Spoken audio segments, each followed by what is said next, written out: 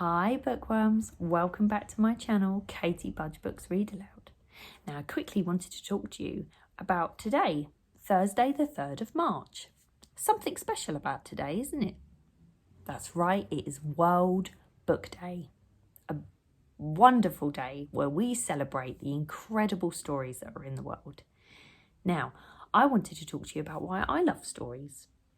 The first reason is because I'm an author. So reading stories helps me to write my own stories. It helps my imagination, and I absolutely love looking at the beautiful illustrations in a book. Another reason why I love stories is because they never get old.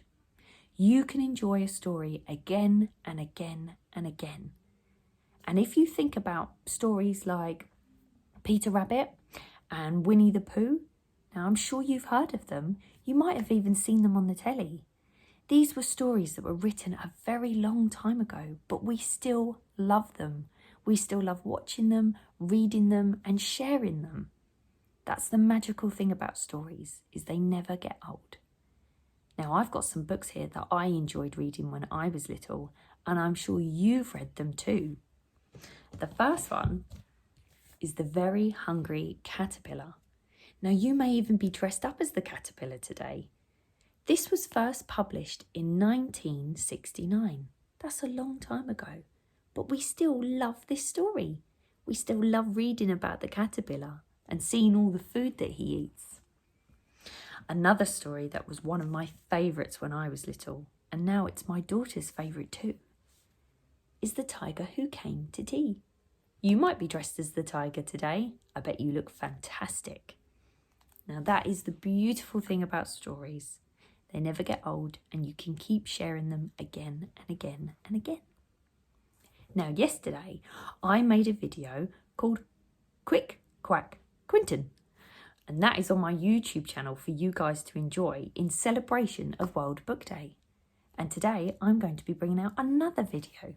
This time, I'm going to be reading one of my stories, Percy the Pigeon, and I hope you enjoy listening to it. Have a wonderful day, whatever you get up to. Make sure you read some books, and maybe you could even try writing your own story. How cool would that be? And I'll see you again soon for another story and read aloud. Bye-bye. Percy the Pigeon was greedy. He loved to eat and eat. His whole body was round and chubby, from his head right down to his feet.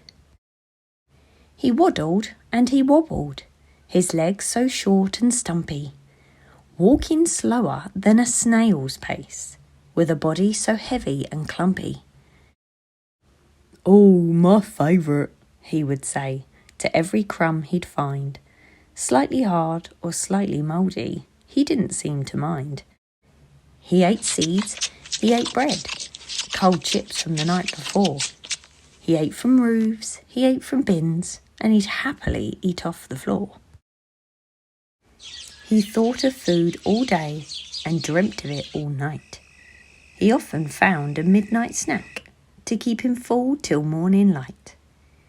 He wasn't just chubby and greedy, he was selfish and did not share. "We're hungry too," the pigeons cried, but Percy did not care. One warm summer's morning, the birds were out looking for food. Percy woke with a rumbling tummy and in a monster munching mood. His wings flew his heavy body to a garden that was nearby. Percy huffed and puffed. "Oh, don't think I was made to fly." There, on a little shed roof, was a basket full of birdseed.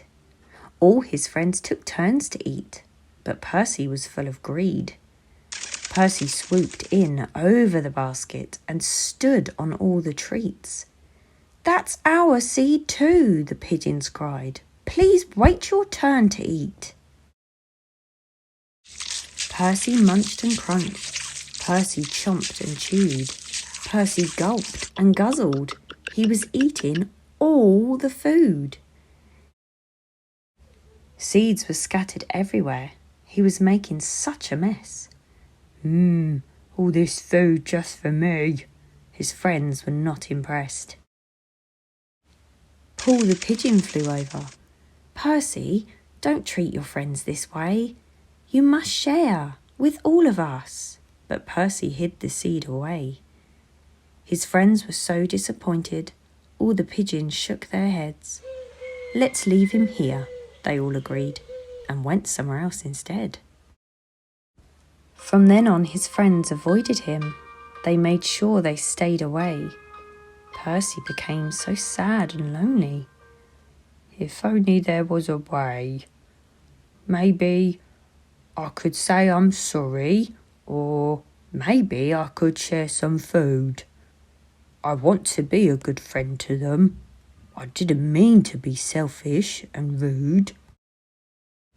So Percy did just that, and he went to find his friends. He collected seed to share with them, to try and make amends. "Can we be friends again?" Percy opened the seedy snacks. "Of course we can," the pigeons cheered. "We're glad to have you back." "Come and have some too," they said. "That's what sharing is all about. We enjoy these things together and nobody gets left out." Percy had missed his friends, and they had missed him too. And Percy knew he had to share. It's what all good friends should do.